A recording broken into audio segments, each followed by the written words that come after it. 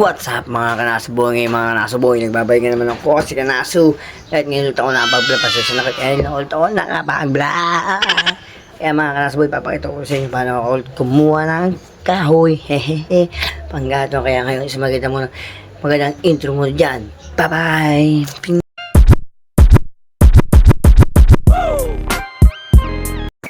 Ayan mga kanaso, bumibiyahe na naman ako papuntang Lipa. Alam niyo naman, kailangan natin bumiyahe kung walang kahoy. At ngayon naman, masyado mahangin. Ito na ang biyahe papuntang crossing ng Lipa sa may Banay. Alam niyo ba yung Banay? Ayan, pinaspasan ko na. Alam niyo naman mga kanaso, ang bilis ko nito. Ay, nako, mga kanaso, rin nga pala, mapapagas muna tayo. Baka tayo materika, mahirap magtulak. Alam niyo naman, pag nagtulak ay dapat ang dila. Ay, ito na. Nasa muna ako dito sa Phoenix, baka naman. Yan natin ang Phoenix, ha? Kala mo naman, marami pera mabukas. Tama na muna ng 100 lang sa gasolina. Baka tayo maubusan ng budget, pabiling car. Tapos tayo dyan, kukulangin. Ay, nangamot muna ng ilo, may kulangot yata ayan, sinampa ka na ni Kuya, kakabilis maglagay ng gasolina yun.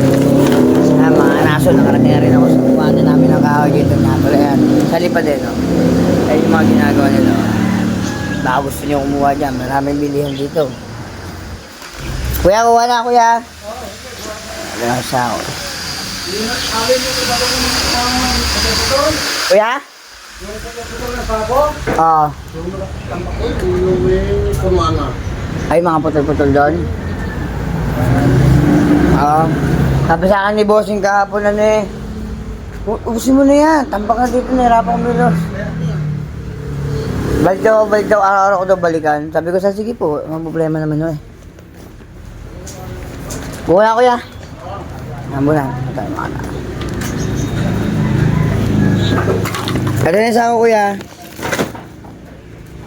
Ayan mga kanaso, dito na ako sa kuha na ng kahoy. Kita nyo, daming tambak na kahoy, dami nilang ginagawa. Wow! Kalat-kalat yung mga kapanggatong dito mga kanaso. Tignan nyo, yan, dami gumagawa. Yan nga pala yung kukunin kong kahoy mga panggatong. Ayan mga kanaso, nagsako na ako dito. Kita nyo naman, tamang sako ng kahoy. Kala panggatong, kala mo naman kaya buhotin. Napakahina naman ito. Yan, tinali-tali ko na. Ala kunin nyo at maganda yung tali na ere mga kanaso. Kung gusto nyo matutunan ito, panoorin nyo lang ako lagi mga kahoy. At matututo kayo magsako ng kahoy dito. Yan, kita nyo naman mga kanaso. Ay, Diyos ko po, Rude. Yan, natali na kayo dyan. Tingnan nyo siya. Tali-tali lang. Ayan mga kanaso, nilutay-utay ko na itali yan kasi mamaya birit yung buhat na para makauwi na ako. Ito nga pala yung mga sako na mga good lumber to. Ito nga pala yung mga mahuganing kahoy. Pag yung mga ginagawa nila sa mga lemesa, mga upuan, mga Cleopatra, kung ano man, divider, lahat na nandito na, makikagamit nyo. Pag pumunta kayo dito kay Kuya, punta lang kayo dito, nakalimutan ko pangalan ng kanilang shop eh. Sensya na kayo, nakalimutan ko yung pangalan eh. Yan yung vlog ko, papakita ko yung pangalan ng kanyang shop. Magaling gumawa dito mga to, maglalos Kuya nga yung kagagawa nila, magagaling gumawa dito. Kaya try nyo na bumili dito mga kanaso. Na, tali na. Tapos magtali, bubuhatin na, papunta sa tricycle.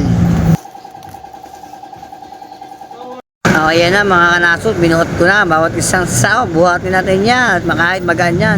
Alam nyo, napakabigat yan. Pero para sa akin, iisip ko na lang magaan. Kasi pag inisip mo bigat, lalo ka mabibigat ha. Kaya kailangan malakas ang katawan mo, malakas ang resistensya mo pag gumagawa mo to.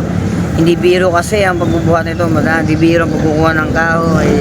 Kaya kailangan mo talaga magsipa kahit mag-isa ka lang. Kakayanin niya, kita niyo naman ako, dala-dala ko na isang sako, puno yan. Akala mo, mabigat-bigat yan.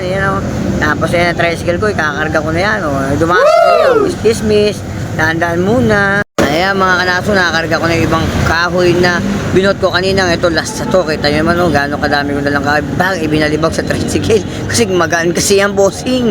Kita nyo naman medyo tapos na ako magkarga dito. Tingnan nyo yung tsura ko pagkatapos ko magkarga ng kahoy. Puro awi, puro gabok, diba? Kalupit naman kadumi kong iyan, kadumi naman talaga hindi ko pa mapaglinis mo na aking katawan mga naso. Yan, naglinis po ako mga kanaso kasi pauwi na ako. Ay mga kanaso, mga naso, tapos na ako magkarga ng kahoy. Kita nyo, nakapagkarga na ako at nakapaglinis na ako. Pagayos na ako.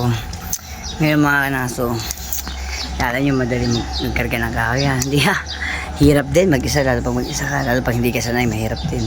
Pero para sa trabaho, para sa ano po, kakayanin ko yan mga kanaso. Kaya ngayon kanaso, kung mapapanood mo itong video ito, i-like i-share nyo naman po sa Facebook at sa YouTube account ko, Kanaso Boy, i-like i-share nyo naman po, panoorin nyo lang po ako, at maraming pa kayo mapapanood na video na gagawin ko to, pang walang kawal, pagkakatay naman ako, marami pa. Kaya mga kanaso, ngayon, babay na at pauwi na ako kasi kailangan ng panggatot, wala nang gagamitin doon. Kaya ngayon mga kanaso, bye bye, salamat sa manood ito.